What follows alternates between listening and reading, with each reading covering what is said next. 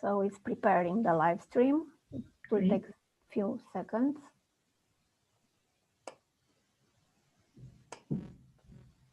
So we are live.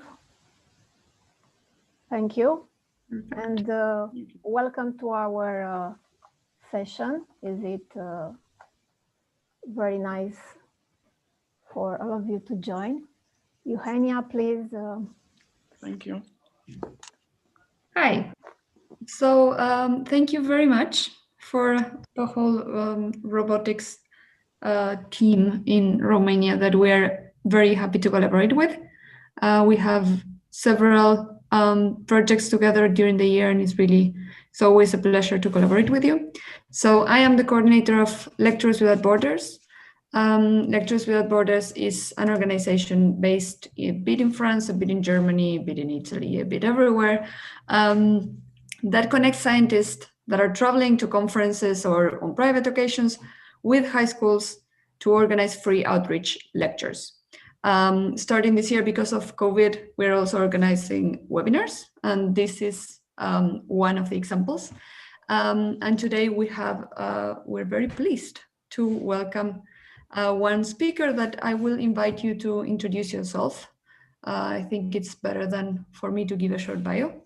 So the floor is yours.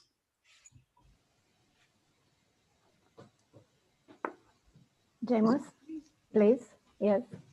So I thought we have more panels than panel members. I really thank you for the introduction and for the invitation. My name is Mamoun Jamous. I'm originally from Syria. I've been living abroad, away from Syria since 2000, the past 20 years. I hold a PhD in computer science. My specialty is software engineering, and I have worked in multiple roles in the past 12 years, from development towards consulting and management.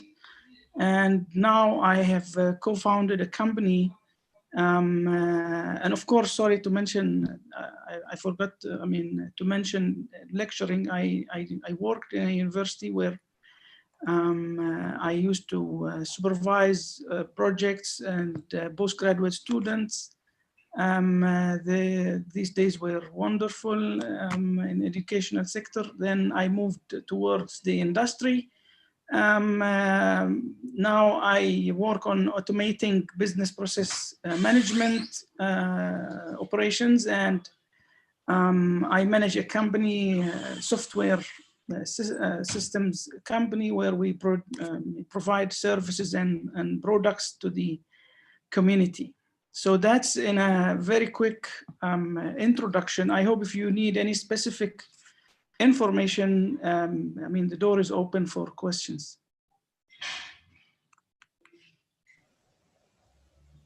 The students were invited to address questions in the chat. Will you like them to answer directly? Can you see the chat? Yeah, I can see. I have a question here. How did you get to study computer science, and what were the materials you used? Okay, so when I was a teenager, it was the era of computer booming things, and computer moved from the, as I remember, I received my first computer as a gift from my uncle. It was Pentium 1. And its capabilities is much lower than any handphone now. But for me, it was the eye-opener that made me very interested in computers. I was at that time about 12 years old. And from there, I started to use more programs. Of course, I played some games as well, and then I moved forward towards all the way to the high school. From high school, I had to decide what to do. So at that time, I was, my family wanted me to study medicine. And I didn't see much potential in medicine. No, not, I mean, for me, it wasn't fun. So I was more interested in computer science. The beauty of combining electrical components and getting to see these beautiful results on the screen and on other outputs made me very interested. So that's the starting spark for me. The other question is, what were the materials I used? At that time, internet was a very small baby. So we didn't use internet in the first couple of years in the university. And I did my bachelor degree in Sudan, Africa. It was another, interesting experience for me. So we used to, to rely on the materials provided by the lecturers. The resources were scarce. We can't Google anything as Google wasn't born yet. So we relied on materials given by lecturers. I remember we learned Pascal. We started with Pascal programming language. It was the step one for us, and it was fun. But you can't, once you progress, you can't do much with it. So we had to learn C++, then we moved towards C#, and then we took off from there. But what captured my interest in computer science is how software can be built, software engineering, because it looks like it's a simple thing, but it's not. So when I moved to master degree, I went to Malaysia, and then I moved towards software engineering inside computer science. I think I should give more time, a little bit time to the other questions. I hope if you need more information on how, on my journey through master and PhD, you can ask another question. So I have a question: was it hard to study computer science when the domain wasn't that developed? It was actually fun because it feels like you are in a tunnel and you don't know what's at the other side. And exciting and challenging as well, because computer science develops as a sector of academic sector. It develops very rapidly compared to any other sector. And a programming language that is very popular now might phase out in 3 years, and that's quite challenging in the computer science, and it's quite interesting as well. So in computer science in general, you have to keep learning. You can't rely on what you have learned or mastered. You need to keep finding the new topics in your specialty. For example, if let's say someone have chosen to be a programmer, then he needs to continuously observe new languages and learn new skills.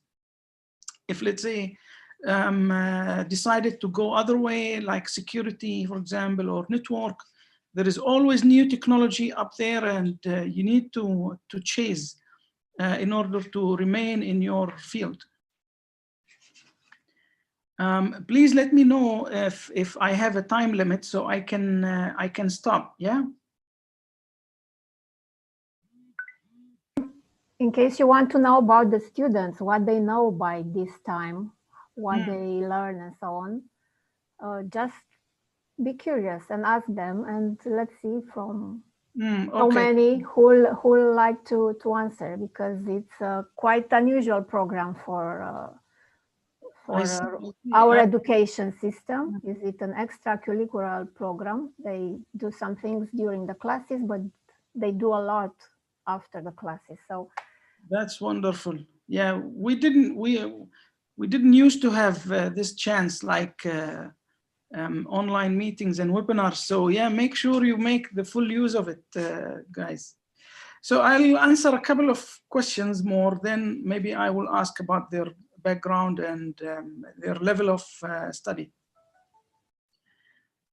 Most interesting aspect about computer science is it's the uncertainty of it, because and its relationship with electricity, because no one could, explain fully how a microprocessor, for example, or how RAM works, without having a vague part in the answer. It's very interesting how all these thousands of components all together produce such an amazing results and capabilities that we didn't have 3 decades ago. And how it is a booming domain of knowledge, because I remember when I was in, 20 years ago, it was a field under electrical engineering. Computer science wasn't a field by itself; it was under another faculty in the college. And it's almost unheard about in school, in the countries that I used to live in. But now, children have access to all sort of computer devices. Did you had any mentors in your life or persons which influenced you greatly? Well, of course, everyone has. There are milestones in your life. People who will change your life direction to go. Towards different ways. For me, my greatest mentor is my father. As he didn't finish his education, but he insisted that I should go and chase my education at any cost. My second mentor is my supervisor in my master's degree, because he brought the original interest in research, if I could say. So when I do research, he comes up to my mind, straight away. He was, a great computer science professor, Professor Safai bin Idris. He's from Malaysia. And he has a great personality as well, a great leader. So, of course, in every stage of your life, you will meet a mentor, and that's natural for people. No matter how much we grow up, we still need someone to guide us somehow. And what role did the university play in your training? I'm not sure if I understood the question, but it shaped my thinking, and it helped me think critically about things and subjects. It made me question everything that I receive as an information and data. And I could say critical thinking is a very important skill to pick up in an educational institution. And if you couldn't find it there, you should find it somewhere else. Because you can't take information, especially nowadays, we cannot accept information without thinking about it critically and trying to make sure it's a genuine piece of information. I am really overwhelmed with the questions. I'm very happy that we have a lot of students who are excited about asking questions. I think it feels for them as asking someone from the future, because they are heading this way. So I really understand the excitement, and I'm very happy for them. So if you allow me to stop for maybe a few minutes, and I would like to ask about what is the forms that we are. Students are from what levels of classes. I don't know what do you call it in Romania, but in Turkey, for example, they call it Form 1 up to Form 12. So I hope to know at what levels they are of education, and then what programs do they have as an extracurricular programs related to computer and computer science. Vă rog, cine dorește să răspundă? So please answer Mamoun question. Well, we have, for instance, in some regions of our country, there is something called the Excellence Center, which is basically an alliance between multiple teachers from multiple high schools that attempt to teach informatics at the highest level, generally for participating in contests and other such extracurricular activities such as robotics and many other. Also, this particular center, not sure that you're interested in this aspect, but it is a very wide field. I mean, it doesn't only handle informatics. So generally, I think that the teachers in Romania, at least some of them, are very well trained and have, I don't know, initiative, I suppose. Most of the students here are high school students, so they are classes, they are between 13 and 18 years old. Mm. Mm-hmm. Yeah, that's wonderful. So actually this program that we are developing in Romania since 2016 is acting as a, I don't know, professional guidance for them. So they discover what they would love to do further in their faculty, in their master, in their profession in life.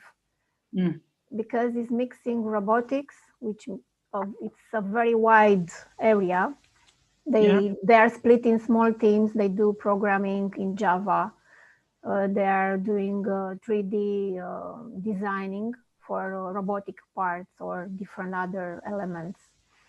They are doing assembling the metallic or motors and other parts for the robot. And beside this technical aspect, they have to behave like a small startup. They have to do their own business plan, marketing communication plan, materials to go to sponsors for fundraising, activities on different social media platforms. I mean, these days only these are allowed, no other events. So they are really a startup and their product is the robot.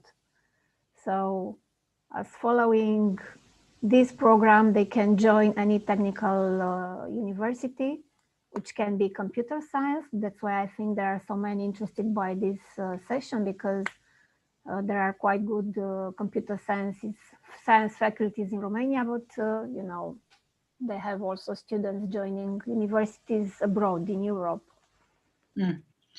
Wonderful. And I can see that you run volunteer programs like this wonderful program, but is there any government sponsored programs like this? Does the government actually has one of the goals of them, like in the government, is to encourage people to follow the information technology and computer science track in terms of education and let's say after, I mean, the professional wise? Is it very at the beginning? Is it somehow a program to introduce robotics in kindergarten and primary school, but very basic knowledge? I see. And in public schools, do they provide like infrastructural support, like computer labs and basic computer science materials? I don't think so. We are a private initiative. We are collecting money from the private sector, and we do not actually work so close with the government. So we still, Andrei, he would like to say something. Please, Andrei. We talk about the public school system. Yes, we do have something related to computer science. There are a few pathways you can take, let's say, and some of them is called Mathematica Informatica, math and informatics. And there we are taught informatics.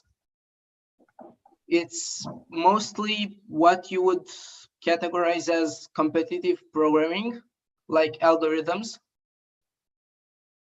I see. That's what we do in school in the computer science domain. Yeah, that's good. That's good, but it's yeah. I think it's still in the it's still like at the beginning of the movement, because currently nowadays there are schools in Malaysia where they teach programming in the primary, and it is a curriculum. I mean, inside the curriculum, not a co-curriculum. But you are doing good, actually, Mrs. Nate and. My name is Anna, so I will. I'm Yes, sorry. Yeah. no problem. I'm surprised with the level of English that the students has, as I know Romania has its own language, right? Yes, it does. But this program, is it an American program? Is it run by First Foundation from United States? And we developed the program here since 2016, but the program in the United States, it is run by the foundation since 1989. So imagine. Yeah, that's quite long. That's very robust program then. Yes, it has actually activities for kindergarten, primary school, high school, like the students you have tonight here, and even faculty, beginning of the faculty. And those programs are called Nice. Lego League, Junior Lego League, First Tech Challenge, and First Robotic Competition. And yes, you have tonight students from First Tech Challenge program. And I think they learn in school a kind of programming, C++, one teacher told me. But here in the project they have to learn programming in Java, for example. Maybe they will tell you more if you want to ask specific. Yes, I would love to hear about their competition and their preparation. So please, guys, raise hand and talk. It's a two-way communication. Now we have 169 teams in all Romania, and here if you see row 100 or row 041, they are different teams, so they do not have a leader. They are from different teams. I thought one team. Oh, okay. No, there are many teams here, maybe 1-2 students from each team. Maybe one of them would volunteer and tell us about this. It's very exciting. Well, it is certainly a nice competition, if I may call it that way, in that it's not like a normal competition. We don't compete with each other by trying to make the other lesser. We man steal our opponents, if I may. We try to make ourselves better. We try to make everybody better in this community. And that's very, very special about FTC, First Tech Challenge. I see. And how much time do you have for preparation, and how is the preparation so far? Well, the preparation hasn't been that great, actually, because of the pandemic. We didn't really have a place to work because our school is closed, and that was our main center for working. In programming, we've been studying something, but yeah, not much, really, not much work. I see. And what are you expected to do? I mean, the terms of competition, do they expect you to develop a functioning model, or it's a lower level than that or higher? We have to build a robot that has to complete some tasks on a field. By completing tasks, we get points, and by getting points, we either win or lose a match. We compete by having an opposing team composed by 2 teams, and an alliance team, again composed by two teams. We have to know to collaborate too. Nice. And do they instruct, I mean, to use a certain technology like Raspberry Pi or Arduino, or it's open for the team to decide? No, we actually have to limit ourselves to hardware that's sold on Rev and GoBuilda and things like that. We're using an app, and we're So processing information on phones, certain phones that are allowed, that are legal, FTC legal. So when would be the competition?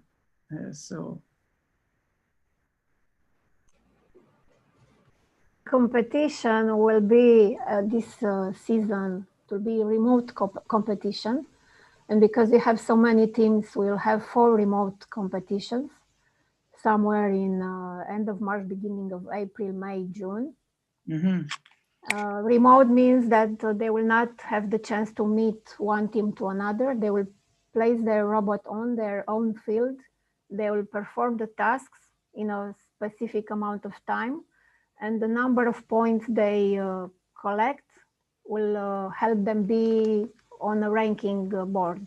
And it depends how up on the ranking board they will be.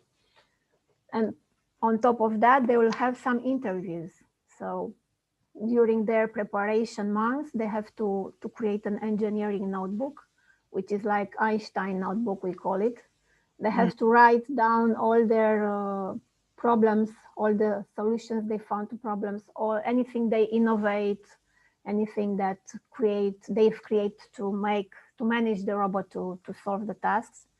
And during the interview, they have to present their project, because this is their project. After 4 or 5 months of work, they have to present in front of the judge committee what was their struggle, what were their solutions. And based on that specific engineering notebook and the interview, they can win quite great prizes. And counts so much for them, because yeah, you can win on the field, and you can win by having a very great presence in the interview and a very good engineering notebook. That's wonderful. I might have a question for participants. Now, why do you think the committee of this competition insist to run the competition, although we have the challenge of COVID-19, and then they still have to, cope with the cost of this competition and make your life harder a bit by, you need to still go for the preparation and all the hard work of making this competition comes up. And every team has to make his robot. Why do you think they still insist and go for it while they have all the excuses to halt it? I hope I can have an answer. Well, that's what we mostly do in science. We try to find answers for our problems. That's a problem right in front of us. Like, okay, we can't compete in person. So let's find solutions for that matter. No challenge ever has been too big for science. That's a challenge, we solve it. And Raresh Boldan, you want to? Yes, I wanted to mention that I think it would help us to learn how it feels to work under pressure or in special conditions. As in the first place, yes, most people have already been last year to a competition, but you get used to working in a normal environment, and the special environment that COVID now brought us probably would help in a way to learn how to work under pressure or with a really different situation than normal. Super. Alexandru? Yes, I'd like to add another reason why the competition is still held this year. It's because I think it's very important to have continuity in the teams. Really, my life basically changed when I entered this competition, for the better, of course. And I'd be heartbroken not to participate this year. I want to participate again in these experiences. I don't want to skip an year.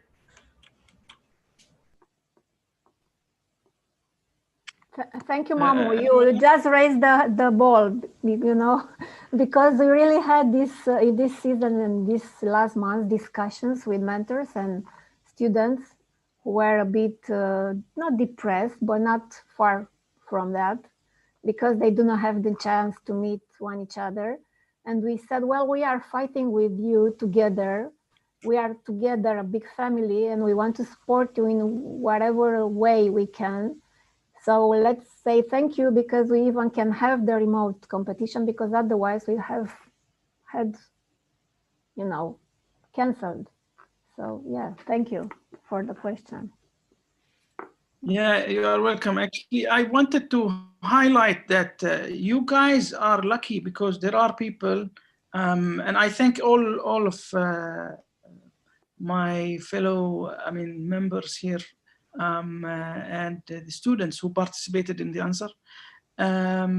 You are quite lucky, because those people could have halted this program and went back home and have rested with their families, but they decided to go for it. And that there is a big reason behind it. It is they want you to learn a new skill, no matter what, in the hard time, because if you know how to do it at the hard time, you know how to do it anytime. And I really encourage you to appreciate and take this as serious as you could, and try to learn every single bit that you could learn during this competition, because you will remember what I would say, and you will remember the moments, the hard moments. I mean, after hard moments, there is happiness of achievement. Surrendering to difficult situations. I observe, countries who decide to halt everything since the beginning of the year and beginning of COVID-19. And I feel very sorry for those communities, because they are losing time, and they are losing experiences. Other nations are not wasting those opportunities. So you are one of the nations that you are not wasting your time. I'm very proud for you. It's for me, it's very moving and very motivating. So I really wish you all the best with this program. Yeah, make use of it. Make use of it and learn as much as you could. Anna, would you like me to go through the remaining questions? Yes, please. It will be very helpful. Yeah, actually, I just suggested in the chat that if any of the students that asked a question that didn't get answered yet wants to ask them directly with a microphone, maybe for you it might be even better, because sometimes it can help you to understand better what they meant with their question if they say it orally. So since this is more of a dialogue, it would be also nice from the students to get the questions directly. Okay, I can see that the questions that I have did not answer. Okay, from Hiroyu. Please forgive me if I don't pronounce your names in the proper way. Oh yeah, you spelled it correctly. So what did you think is the most important trait if you want to be a computer scientist? Okay, computer scientists has a very special way of thinking, by the way. Congratulations, guys. You are being prepared to have a special mind, because the way computer science looks at things is the analytical the analytical method, where they try to run things, and then if it doesn't work, then they try to fix it. Not many people think this way. I mean, those who did not study computer science, or they don't have any idea about how computers and programming work, they don't think this way. So what I could say, the most important thing is to learn how to think as an algorithm, how algorithms work and how you could improve algorithms. So algorithm, I don't know if you have a subject that teaches algorithms by its own, But we used to have that back in 2000. I mean, between 2000 and 2003. So the way you could put things in a not to say meaningful, I would use another term, in a logical way, and then you run it, and then you can improve it, and then improve it until you reach to your target, or the, let's say, level of quality of product. And I call product, I mean software product.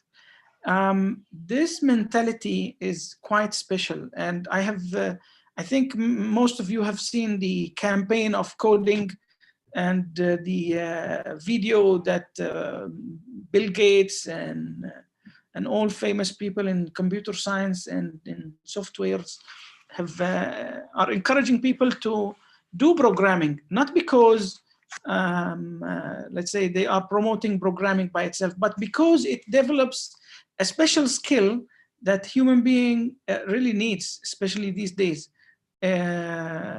Critical thinking and logical thinking, how algorithms work and how we could improve it. So I could say that if you want to start in computer science, you should go to basics like algorithms, programming, but programming is something built over algorithms. So you could start from logic and algorithms. So the second question, what was one small personal project that you have built yourself and that you like the most? Well, my final year project was an online shop, and at that time there was no online shops in the entire country in Sudan, and I was very excited. I promised that I would go and do this for the free zones. You know, every country has a free zone, so when I was in Sudan at that time, so and there is no Google again to find out the nearest free zone. So the only thing that came up to my mind is the airport free zone. So I took a taxi and I took my notes and I went to the airport and I started asking them about the products they have, the prices, and it was fun. And then I went back and with my project member, we developed a small application that is an online shop for free zones in Sudan.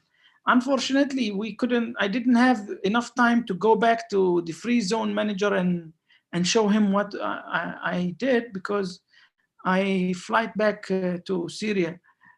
But yeah, that was my first step towards practical programming.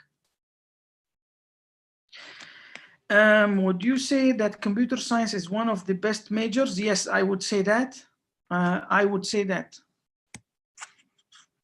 It is, especially nowadays, because computers are getting into everything from I mean, household equipments and apparatus, up to flights, up to hospitals, medical sector, you name it. I mean, it is everywhere. And now it's getting more and more into education. I believe education systems are the slowest in terms of upgrading, but they should be the fastest. I'll move to the next question. What experience do you have in this domain? Well, it is a bit wide, but if I could say, I did a lot of programming, web programming, and then I moved towards, I mixed between computer science and business. So we solve business problems now and try to automate some business processes. Of course, a big experience is how to teach computer science, where normally, as any teacher and lecturer, we go back and we learn more than what we want to give, so we can give students properly, and that has expanded my, let's say, theoretical knowledge and made it broader. By the way, when we have a bright student as students, and that's a teacher's secret, when we have a bright student, then we go and prepare much more, because we expect them to ask more questions, and we would like to fulfill their anxiety, their passion. So it encouraged both the teacher and the student to go and read more and more and learn more and more together. If we would ever want, another question, if we would ever want to have a job surrounding computer science, what would be the easiest to access beginning? Well, programming, it would be the easiest, because from programming you get to know the concepts, and then let's say you are doing web programming, then you want to connect a device, then you go and learn things related to electric devices.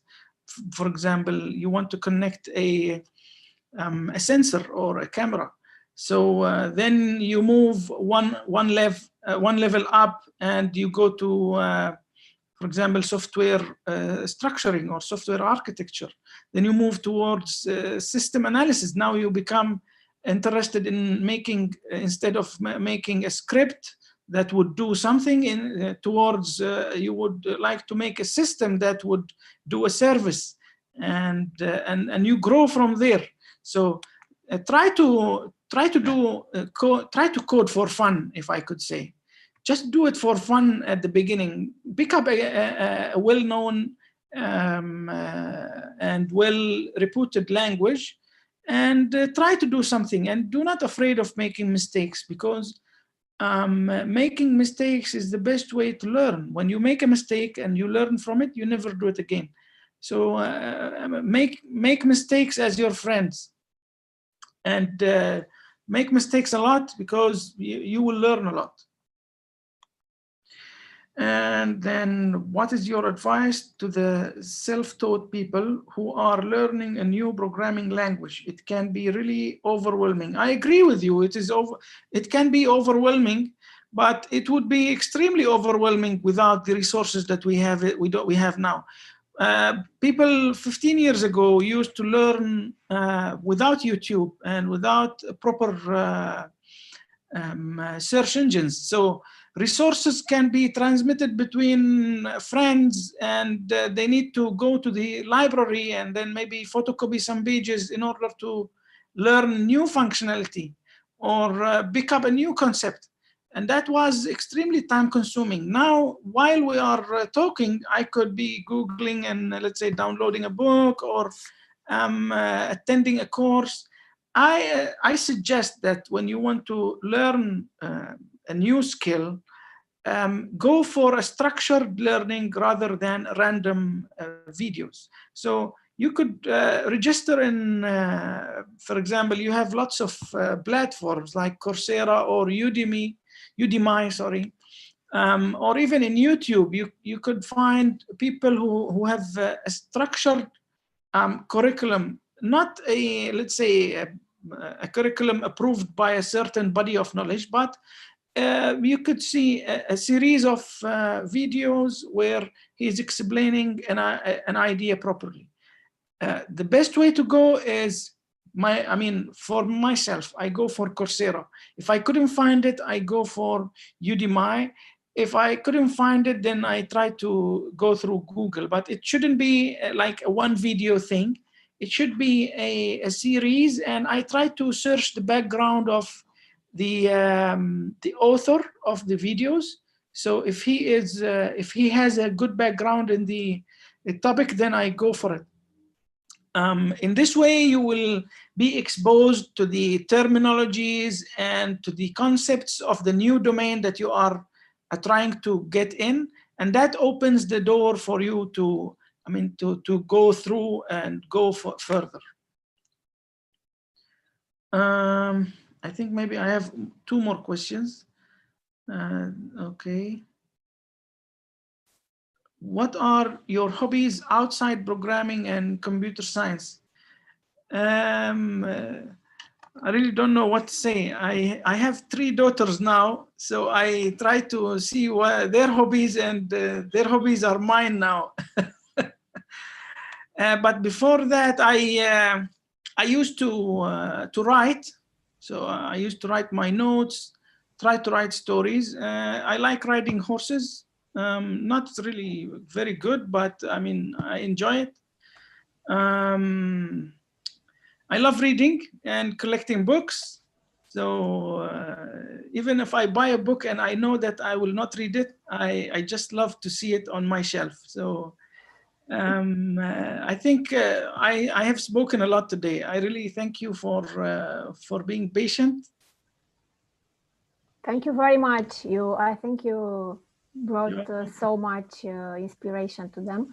Andrei, not an Alexandru Margarit, he wants to ask one more question. You raise your hand. I was very curious. What are the most benefic ways that computer science can help the world? The most beneficial thing that you could get from computer science is your mindset, how you think and how you solve problems. Because as human beings, every day we are encountering problems, and we need to solve them. With the computer science mindset, you will solve them much more efficiently and in a much better logical way. I could say that's the ultimate, benefit from becoming involved in computer science. In terms of jobs, you could have, best jobs and worst jobs, just like any other sector.